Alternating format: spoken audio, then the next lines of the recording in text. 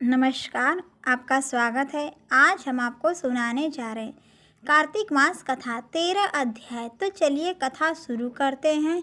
दैत्यों की तीक्ष्ण प्रहारों से व्याकुल देवता इधर उधर भागने लगे। तब इंद्र आदि को इस प्रकार भयभीत देखकर गरुड़ पर चढ़े भगवान युद्ध में आगे बढ़े। उन्होंने अपना सारंग नामक धनुष उठाकर बड़े जोर से टंकार किया।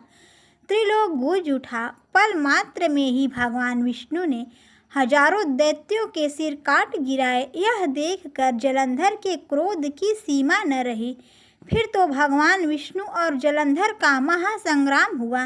बाणों से आकाश भर गया। लोग आश्चर्य करने लगे। भगवान विष्णु ने अपने बाणों के वेग से उस दैत्य की ध्वजा क्षेत्र और धनुष काट डाले तथा एक बाण से उसकी छाती में प्रहार किया। इससे व्यथित हो उसने अपनी प्रचंड गदा उठा ली और गरुड़ के मस्तक पर मारा। गरुड़ पृथ्वी पर गिर पड़ा। साथ ही क्रोध से उस दैत्य ने अपने होठों को काटते हुए भगवान विष्णु के छाती में तीक्ष्ण बाण मारा। उसके उत्तर में भगवान विष्णु ने उसकी गदा काट दी और अपने सारंग धनुष पर बाण चढ़ाकर उसको बीधना आरंभ किया। जलंधर भी उन पर अपने पैने बाण बरसाने लगा।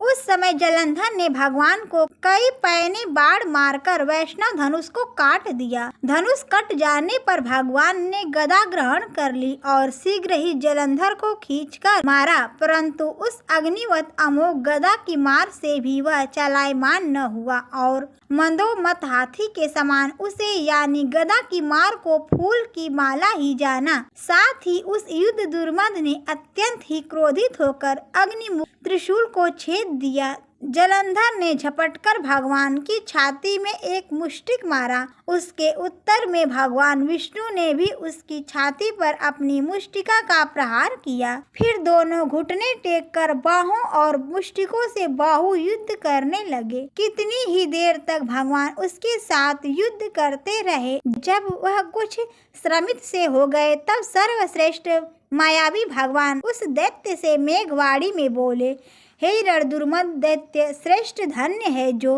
इस महायुद्ध में इतने बड़े बड़े आयुधों से भी भयभीत न हुआ। तेरे इस युद्ध से मैं बड़ा खुश हूँ। तो जो चाहे वह मांग, मैं अदेव वस्तु भी आज तुझे दे दूंगा। मायावी भगवान विष्णु की ऐसी वाणी सुनकर जलंधर ने कहा, हे भावुक, यदि आप मुझ पर खुश हैं तो यह वर दीजिए कि आप मेरी बहन तथा अपने 100 कुटुंबियों सहित मेरे घर पर निवास करें। नारद जी कहते हैं, उसके ऐसे वचन सुनकर भगवान को खेद हुआ, किंतु उसी क्षण उन देवेश ने तथा अस्तु कह दिया। अब भगवान विष्णु सब देवताओं के साथ जलंधरपुर में जाकर निवास करने लगे। जलंधर अपनी बहन लक्ष्मी और देवताओं सहित भगवान को वहां पाकर बड़ा प्रसन्न हुआ। फिर तो देवताओं के पास जो रत्न आदि थे उनके स्थानों पर दैत्यों को स्थापित करके जलंधर पृथ्वी पर आया। निशुंभ को पाताल में स्थापित कर दिया और देव दानव यक्ष गंधर्व सर्प राक्षस मनुष्य आदि सबको अपना वशवर्ती बनाकर त्रिभुवन पर शासन करने लगा।